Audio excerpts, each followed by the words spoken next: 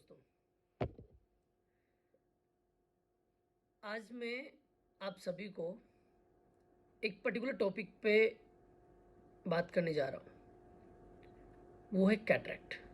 जैसा कि आप सभी को पता है कि ये जून का महीना चल रहा है और June is known for cataract awareness month. तो कैटरैक्ट के प्रति जागरूकता फैलाने के लिए जून को एक स्पेसिफिक मंथ के रूप में घोषित किया हुआ है। और कैटरैक्ट जो है आंखों में होने वाली सबसे मोस्ट कॉमन बीमारी है, जो आप सभी जानते हैं, आम भाषा में जिसको बोलते हैं आंखों में जाला आना, मोतियाबिंद। आपको मैं इसके रिस्क फैक्टर्स बताऊंगा, कैटरैक्ट क्या होता है वो बताऊंगा, कैसे ट्रीटमेंट करते हैं वो बताऊंगा। तो जो ब्लाइंडनेस होती है, जो अंधता होती है, उसका मोस्ट कॉमन कॉज जो है वो कैटरैक्ट है। अराउंड 62% जो होते हैं ब्लाइंडनेस होती है वो कैटरैक्ट के कारण होती है। हम गाँव में होते हैं, शहरों में होते हैं, कई बार अपनी नज़र कमज़ोर हो जाती है, हमें धुंधला दिखाई देता है, फिर भी हम आई चेकअप नहीं करवाते हैं, हम हॉस्पिटल विजिट नहीं कर पाते, और वो लीड करता है ब्लाइंडनेस की तरफ। और धीरे धीरे आपकी रोशनी कम होती जाती है और आप एक दिन ब्लाइंड हो जाते हो। तो कैटरैक्ट क्या होता है?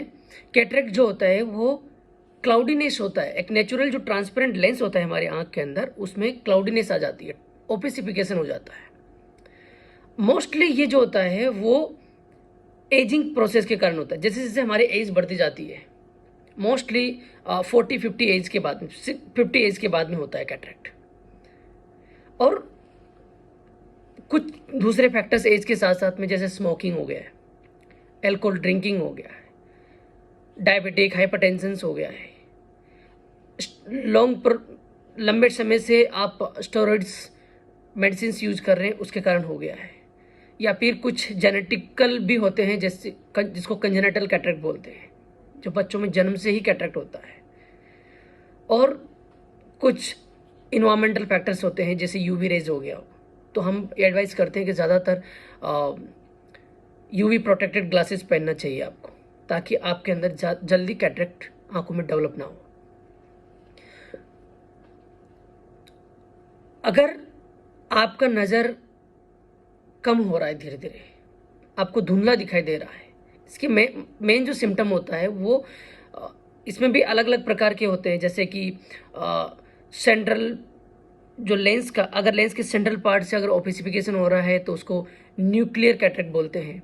अगर लेंस के किनारों से अगर ओपेसिफिकेशन स्टार्ट हुआ है तो उसको कोर्टिकल कैटरैक्ट बोलते हैं। अगर लेंस के पीछे वाले हिस्से से ओपेसिफिकेशन स्टार्ट हुआ है तो उसको सब कैप्सुलर कैटरैक्ट बोलते हैं, पोस्टीरियर सब कैप्सुलर कैटरैक्ट बोलते हैं। और अगर जन्म से हो रहा है तो कंजेनिटल कैटरैक्ट बोलते हैं।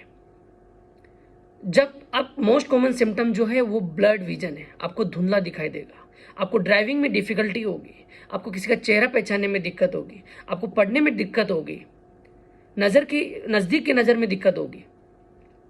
तो जैसे आपको ये सिम्टम दिखाई देते हैं, आप नियरेस्ट आई हॉस्पिटल में विजिट करें।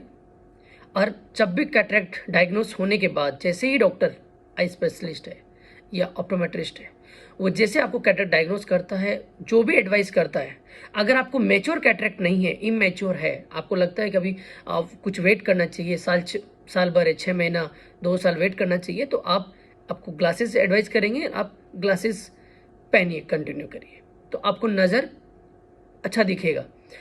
अगर धीरे धीरे फिर एडवांस हो रहा है कैटरैक्ट और आपका स्पेक्स काम नहीं कर रहा है तो आपको ऑपरेशन ही करना पड़ेगा। अब ऑपरेशन करते हैं तो क्या करते हैं? आजकल मोस्ट कॉमन जो सर्जरी है वो है फेको। फेको सर्जरी में हम एक आर्टिफिशियल लेंस डालते हैं, ठीक है?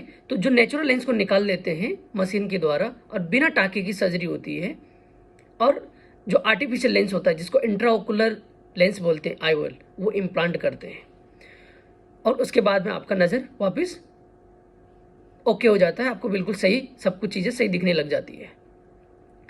तो कैटरैक्ट सर्जरी ही मेन परमानेंट इलाज है इसका, और बिना टाँके के होता है, तो किसी तरह की कोई घबराने की ज़रूरत है नहीं। आजकल जो होती है मोस्ट कॉमन जो होने लगी है फेम्टो कैटरेक्ट होने लगी है, जिसमें लेजर के थ्रू ही कैटरेक्ट को निकाल लेते हैं और लेंस को, फोल्डेबल लेंसेज आते हैं, उसको इम्प्लांट कर देते हैं। तो आप सभी कभी भी अगर आंखों की से रिलेटेड कोई भी दिक्कत होती है, आपको नज़र से रिलेटेड होती है और एज से रिलेटेड, अगर आपको 50-60 साल की उम्र के बाद में, 60 साल की उम्र में आपको नज़र का कमज़ोर हो रही है, तो आप ज़रूर विजिट करें हॉस्पिटल और कैटरेक्ट डायग्नोस होता है तो उसके अकॉर्डिंग आप सर्जरी का प्लान करें। अब आपको कैटरेक्ट डायग्नोस हो गया है, डॉक्टर ने सर्जरी के लिए बोल दिया है, उसके बाद आपके पास सबसे इंपॉर्टेंट चीज़ होती है, हम सब हर पेशेंट को चाहिए कि मुझे एक अच्छी रोशनी चाहिए, बेस्ट आउटकम चाहिए, बेस्ट विजुअल एक्यूटी चाहिए। तो उसमें कुछ की पॉइंट्स होते हैं। एक अच्छा डॉक्टर,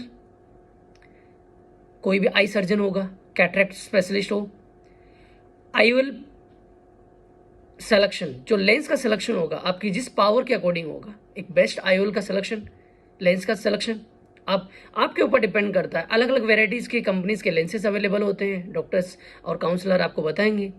फिर उसके बाद आप जो भी लेंस चूज करें उसके अकॉर्डिंग आप कैटरेक्ट सर्जरी कराएं।